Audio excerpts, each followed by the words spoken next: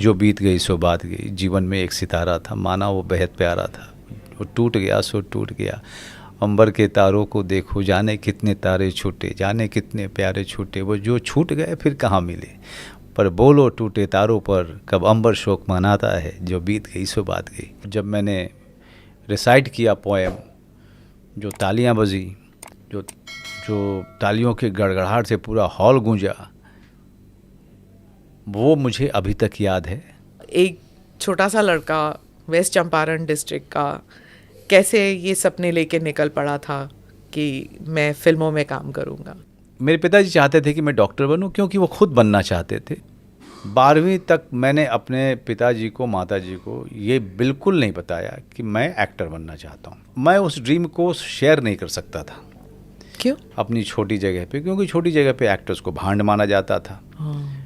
और वो भी वाजपेयी परिवार, जहाँ पे विसल बजाना भी जिस परिवार में जो है पाप माना जाता था, जहाँ पर फिल्मी पत्रिका को पढ़ना जो है उस पर बिल्कुल पाबंदी थी। और मैंने अपनी सारी की सारी इच्छाओं को अंदर ही रखा।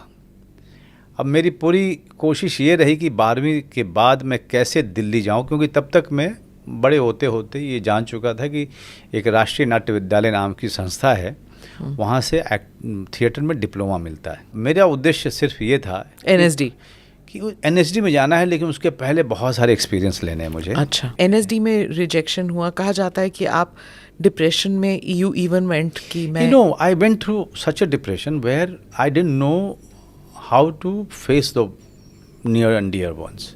नेशनल स्कूल ऑफ ड्रामा में एडमिशन के लिए जब मैं गया, तब तक मैं काफ़ी अनुभवी हो चुका था उस 3 साल में, लेकिन रिजेक्शन हो गया।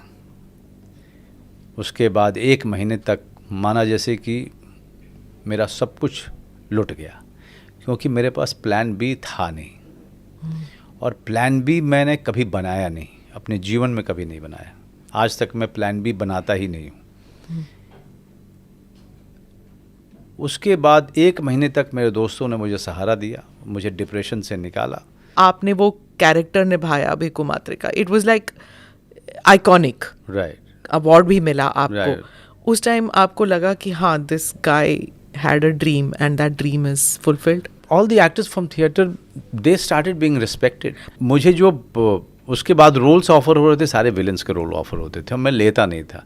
मैंने डिसाइड किया कि I am going to be what I am, because हमारी इंडस्ट्री का एक चलन रहा है कि जो भी एवरेज लुकिंग है वो विलन बहुत अच्छा बन सकता है। वो तो मोल्ड टूट गया, शुक्र है। मतलब आपने, इरफान ने, इन सब ने मिलके वो उसको तो खारिज कर दिया ना। जी, इसलिए कि हम लोग इमीडिएटली उन ऑफर्स को हमने लिया नहीं। We were whether it's me और इरफान और के all of us were quite a hard nut.